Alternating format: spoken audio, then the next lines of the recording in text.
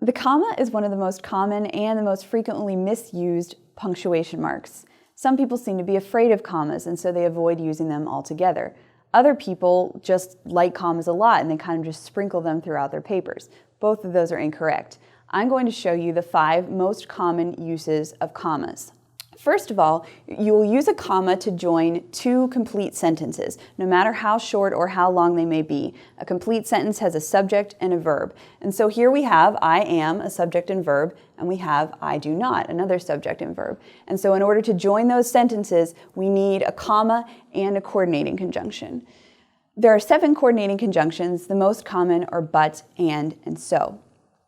The second common usage of a comma is in a list. And here we have a list with 5 items, and there is a comma after each item. Notice that we do put a comma before the final and in the list. The third use of a comma is when we have a non-restrictive phrase or clause.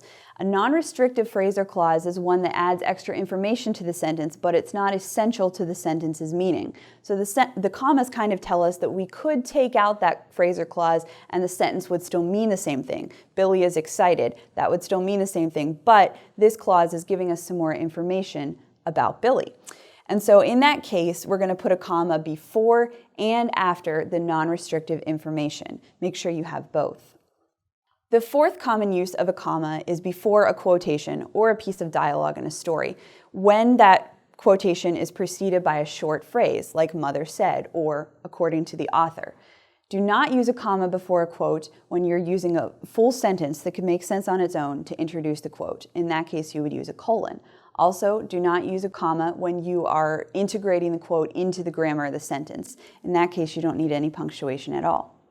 And finally, we use a comma with a noun of direct address. A noun of direct address is the name that you're calling the person that you're talking to. So in this sentence, we're talking directly to Willie, and so we say, Willie, comma, will you please stop talking?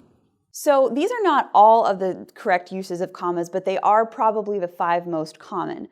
So let's look at a sentence that needs all 5 of these different types of commas. The sentence says, John yelled, Ringo, you need to play louder on the first, second, and third verses, but on the 4th verse, which I think is silly anyway, you need to tone it down. So let's go through each of these types of commas and see where they belong. First of all, we need to look and see if we have 2 independent clauses or 2 complete sentences in this sentence. And we do, because we have a subject and verb right here, you need, and then we have another subject and verb all the way over here, you need. And so while there's a lot of intervening information, we do have one complete sentence here and then one here. So we'll find the coordinating conjunction, which is but, and we're going to put a comma before the coordinating conjunction. So that's the first type. Second type of comma, we do have a list in this sentence. It's over here. The first, comma, second, comma, and third. So that takes care of the list.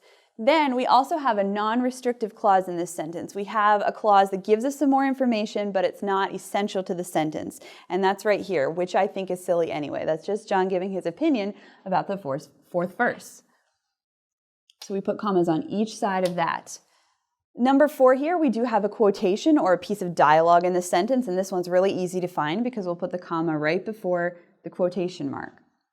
And then finally, we do have a noun of direct address because John is talking to Ringo. We're going to put a comma after Ringo's name. So there are all the commas that we need in this sentence. If you would like some more information about using commas, please visit the Center for Writing and Language's Writing Resources page at liberty.edu/CWL. While you're there, you can also make an appointment with one of our writing centers if you'd like some more personal and in-depth help with commas.